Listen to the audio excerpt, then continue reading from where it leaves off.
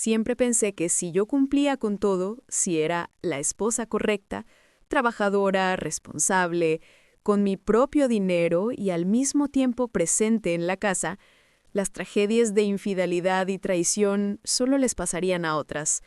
Lo cuento en primera persona porque si lo leyera como historia ajena en Internet, hasta yo misma diría, yo jamás aguantaría algo así. La verdad es que aguanté mucho más de lo que me habría imaginado. Me llamo Mariana, tengo 35 años y durante casi 10 años sostuve un negocio y una casa que en mi cabeza eran nuestro proyecto de vida, mientras mi esposo, Raúl, usaba las mismas cuentas, el mismo local y hasta las mismas excusas para mantener a otra mujer y a un hijo que tuvo a mis espaldas. Conocí a Raúl cuando yo tenía 24 años. Trabajaba en una papelería grande y estudiaba contabilidad por las noches. Él llegaba siempre con uniforme de repartidor, cargando cajas, sudado pero sonriente. Primero fueron comentarios tontos, que si yo atendía más rápido que mis compañeros, que si siempre le tocaba el turno cuando yo estaba. Luego empezó a buscar la manera de que justo sus entregas coincidieran con mi horario.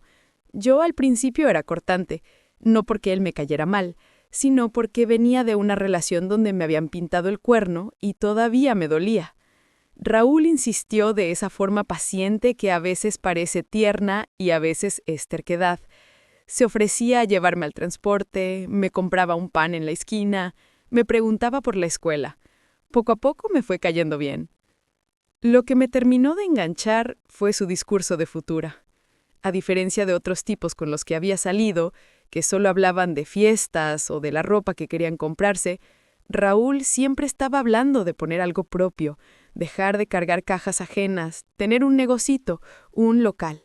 Yo vengo de una familia donde todo el mundo ha trabajado para otros. Mi mamá fue empleada doméstica, mi papá albañil eventual. La idea de tener algo propio siempre me había sonado a lujo. Cuando Raúl hablaba de eso con tanta seriedad, me hacía sentir que juntos, tal vez, sí podíamos. Al año de novios, empezamos a ahorrar de manera más intencional. Teníamos una alcancía grande en forma de casa. Cada quincena metíamos un porcentaje fijo de su sueldo y del mío. Yo, aparte, tomaba trabajos extras de contabilidad básica para vecinos y pequeños negocios. Él, a veces hacía fletes en fines de semana. Los dos estábamos cansados todo el tiempo, pero felices con la idea de que ese dinero era nuestra base. Mis amigas me decían que era mucha responsabilidad para mi edad, que disfrutara más. Yo sentía que ya había tenido suficiente disfrute vacío antes. Ahora quería estabilidad. La oportunidad del local llegó por la prima de una amiga. Tenía un pequeño puesto de comida que estaba traspasando en una colonia que estaba creciendo. No era un restaurante, era más bien una cocina económica con 6 mesas de plástico, pero estaba en un buen punto, frente a una oficina de gobierno y cerca de una secundaria. La mujer quería irse del país con su pareja, así que pedía un traspaso relativamente bajo. Vimos el lugar, olía a aceite, a guiso, a esfuerzo. Raúl se emocionó como niño. Yo miré el número del traspaso y pensé, si vaciamos la alcancía de la casa más un préstamo pequeño, lo logramos. Esa misma semana empezamos a hacer cuentas serias. Ahí apareció el primer detalle que ahora, viéndolo con calma, debió haber sido alarma. Todo lo legal lo quiso poner a su nombre. Es más fácil, amor, me dijo. Yo voy a estar aquí más tiempo. Tú todavía trabajas en la papelería, no tiene caso complicar los papeles. Yo insistí en que apareciéramos los dos, pero en el contrato de traspaso ya solo había un espacio. El dueño del local tenía prisa, la señora que traspasaba también. Raúl me decía, ¿desconfías de mí? Si esto lo estamos haciendo juntos, lo que es mío es tuyo. Sentí culpa de querer insistir y cedí. El contrato quedó a su nombre y el dinero salió en un 70% de mis ahorros, 30% de los suyos. En la práctica, la mayor inversión fue mía, pero verbalmente todo era nuestro.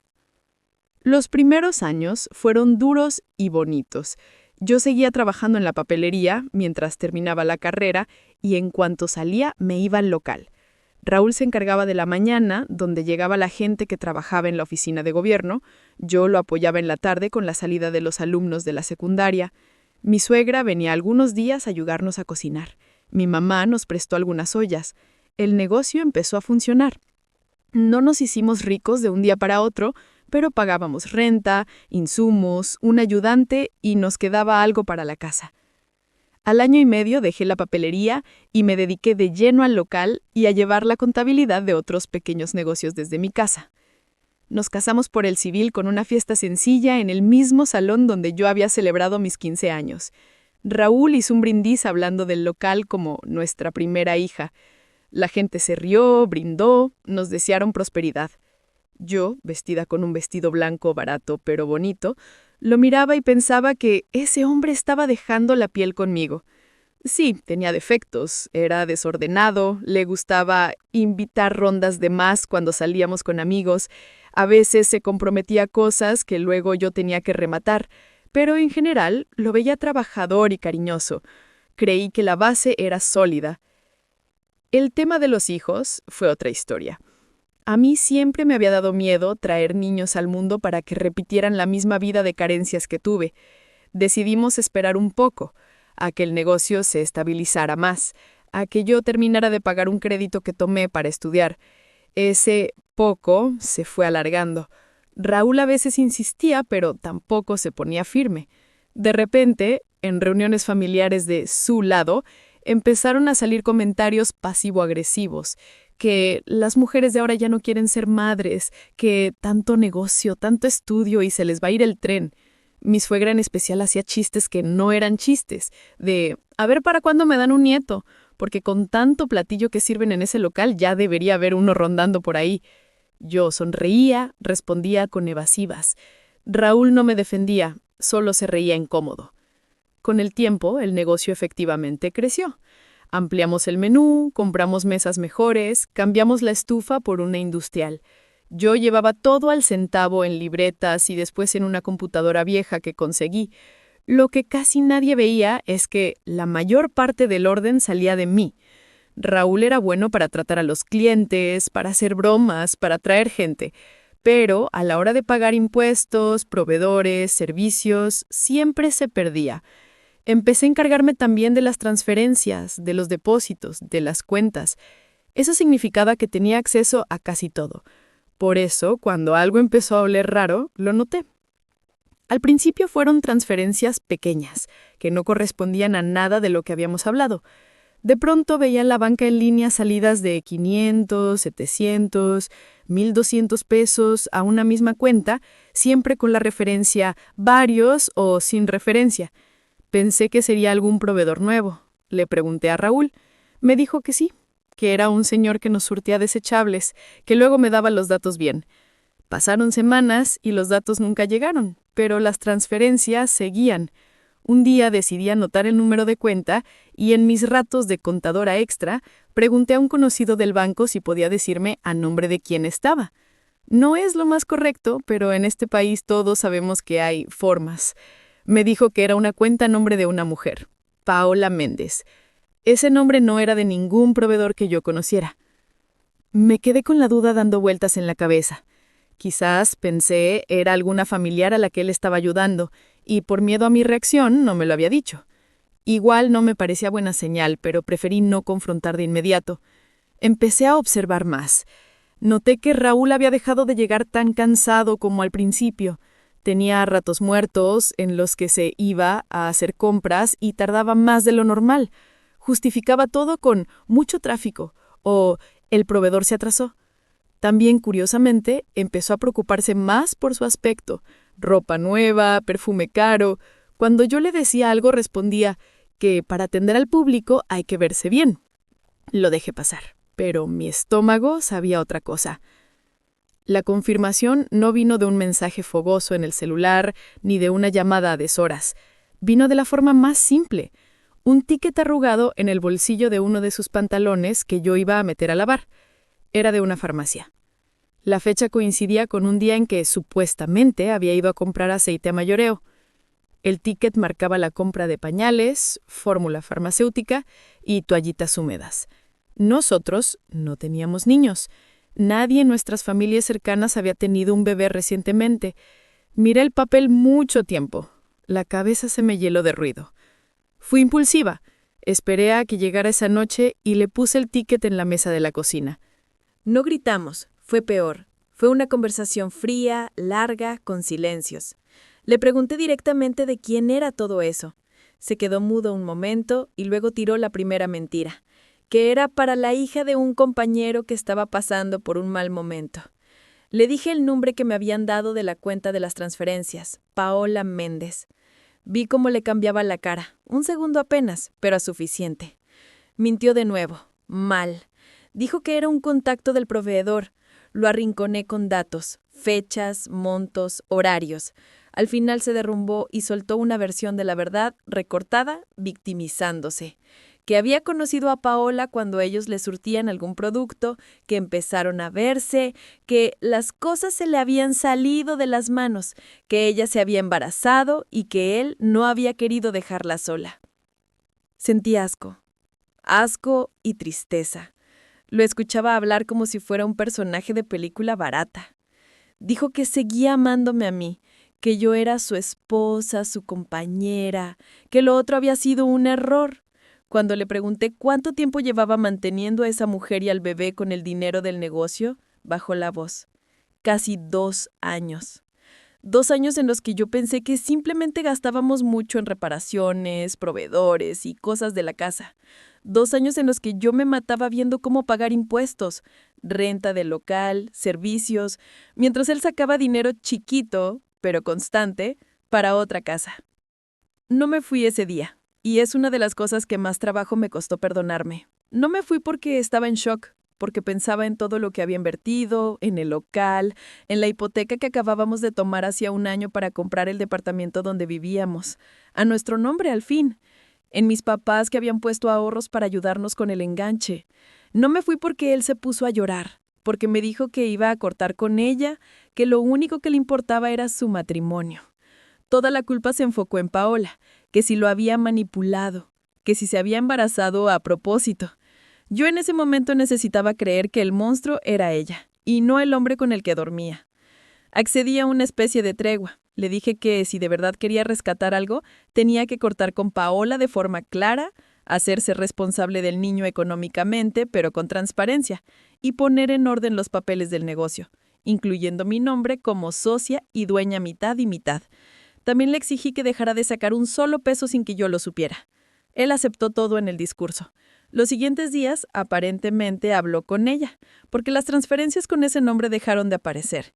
Empezamos el trámite para formalizar el negocio como una pequeña empresa, en la que yo aparecía también. Se veía arrepentido, pero algo en mí se había roto, y aunque seguía ahí, empecé a observar todo con otras gafas.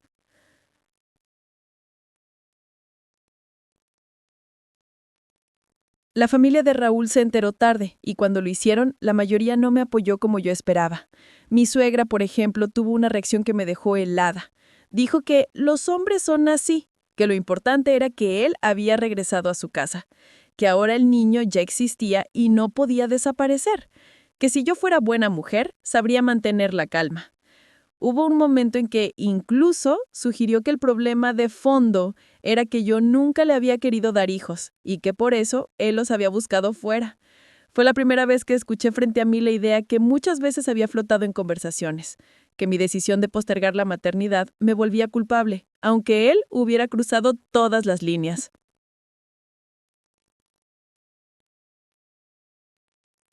El golpe definitivo, sin embargo, llegó unos meses después, cuando pensé que ya estábamos en proceso de recomponer todo. Yo veía que Raúl seguía saliendo a ver proveedores más de lo que consideraba normal. Una tarde, por una urgencia en el local, intenté llamarlo, y su teléfono estaba apagado. Le escribí y no respondía. Me preocupé más por el negocio que por otra cosa. Necesitábamos una compra importante de carne. Como la carnicería donde usualmente comprábamos era relativamente cerca, decidí ir yo misma. En el camino pasé frente a un pequeño parque y vi a lo lejos una escena que, aún hoy, cuando cierro los ojos, vuelve con nitidez dolorosa. Raúl sentado en una banca, con un niño como de 1 año y medio en las piernas, al que hacía reír haciéndole cosquillas, y una mujer joven a su lado, recargada en su hombro. No era una escena de papá que pasa pensión, era una escena de familia. No sé cómo llegué hasta ellos, sé que me temblaban las manos. Me paré frente a la banca, el niño seguía riendo sin entender nada. Raúl se quedó pálido. Paola me miró con una mezcla de miedo y desafío. Nadie habló durante unos segundos que se hicieron eternos. Fui yo quien rompió el silencio. Le dije a Raúl que no hacía falta que me explicara nada más, que lo había visto todo. Él balbuceó algo sobre que solo estaba viendo al niño, que yo siempre exageraba. Paola, en cambio, fue brutalmente honesta. Me dijo que él nunca había dejado de verla, que sí, horas menos, pero que seguía yendo, que seguía pagando cosas, que incluso había prometido organizarse para pasar más tiempo con ellos. Volví a casa como en automático. Esa noche no hubo negociación posible. Le dije a Raúl que quería el divorcio, que iba a vender mi parte del negocio si era necesario o que él me comprara la suya, pero que no iba a seguir sosteniendo una vida donde él tenía 2 familias. Él, acorralado, empezó con el repertorio. Que me calmara, que pensara en todo lo construido, que no hiciera tonterías por enojos. Cuando vio que hablaba en serio, cambió de táctica y me culpó. Dijo que yo lo había empujado a buscar cariño en otro lado, que en la casa solo hablábamos de cuentas y papeles, que nunca quise tener hijos con él, que con Paola se sentía hombre de verdad. Fueron palabras sucias, que sin embargo hacían eco de cosas que yo ya había oído disfrazadas de chistes en boca de su madre y de otras mujeres de su familia. El divorcio fue desgastante como te imaginas. Legalmente era un laberinto. Teníamos el local, registrado ya a nombre de ambos, el departamento, algunos ahorros en conjunto. Yo contraté a una abogada que no se dejó intimidar. Él intentó en un principio quedarse con el negocio completo, argumentando que la idea original fue suya y que yo solo había llevado las cuentas. Mi abogada desenrolló años de transferencias, facturas y comprobantes, donde se veía clarito quién había puesto cuánto. Terminamos acordando vender el local y repartir el dinero. Fue doloroso ver cómo el lugar donde pasé tantas horas, donde serví platos, donde soñé con un futuro, se convertía en una lista de activos a repartir en una hoja de cálculo. Pero también fue una forma de cortar un cordón que ya estaba podrido. Su familia se puso en su mayoría de su lado. Muchas veces escuché la frase, «Estás destruyendo un hogar por orgullo». Nadie parecía entender que el hogar lo había destruido él desde hacía años, pieza por pieza, cada vez que sacaba dinero a escondidas, cada vez que mentía, cada vez que hacía promesas distintas en cada casa. Mi propia familia, en cambio, me sorprendió. Pensé que iban a juzgarme por haberme metido en tanto lío, pero fueron un apoyo silencioso y firme. Mi mamá me recibió de vuelta en su casa mientras se resolvía la venta del departamento. Mi papá, que habla poco, me acompañó a las audiencias, sin decir palabra, solo con su presencia. Hoy, algunos años después, el negocio ya no existe como tal. El local ahora es una tienda de celulares. Cada vez que paso por ahí siento una mezcla rara de nostalgia y alivio. Nostalgia por la versión de mí que, aunque ingenua, estaba llena de ilusión y ganas de trabajar. Alivio porque ya no soy la mujer que pone sus manos, su tiempo y sus conocimientos al servicio de alguien que está usando todo eso como fachada para llevar una doble vida. Raúl terminó viviendo con Paola y su hijo en un departamento pequeño. A veces sé de ellos por comentarios de terceros, que siguen con problemas de dinero, que ya no gana como antes, que el niño está grande. No les deseo mal, pero tampoco les deseo nada. Ya no son mi problema. Yo rehice mi vida a mi ritmo. Sigo siendo contadora, ahora con mis propios clientes. Al principio trabajé desde el cuarto pequeño en casa de mi mamá, luego alquilé un estudio y con el dinero que me tocó de la venta del local y del departamento, pude dar el enganche para un espacio chiquito pero mío. Sobre los hijos, sigo sin tenerlos. Volví a pensar el tema desde otro emurar. No desde la culpa que me querían imponer, sino de lo que yo realmente quiero. No lo que se supone que debo. He salido con otras personas. Mi radar para detectar irresponsables emocionales y financieros ahora es mucho más fino.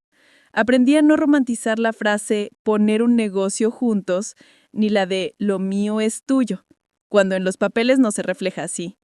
De todo esto me quedó la enseñanza de que no basta compartir la cuenta en el restaurante o compartir el cansancio del día para decir que hay un proyecto en pareja, que si el papel del local, de la casa o de las cuentas solo tiene el nombre de uno, el otro siempre estará en desventaja aunque trabaje el doble.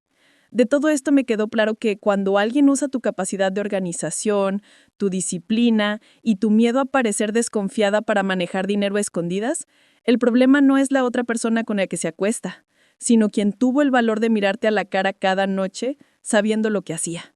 De todo esto saco que decir, quiero aparecer en los papeles, quiero ver a dónde se va cada transferencia o no voy a pagar con mi esfuerzo la doble vida de nadie, no te convierte en fría ni en interesada. Te convierte en alguien que por fin entiende que el amor se demuestra tapando huecos que tú no abriste. Y sobre todo, de todo esto me quedó la certeza de que es 1000 veces mejor cerrar un negocio, vender un departamento y empezar desde cero con menos cosas pero con dignidad, que seguir invirtiendo años y dinero en una vida donde el menú que tú cocinas alimenta también una mentira que siempre te deja a ti con los platos rotos.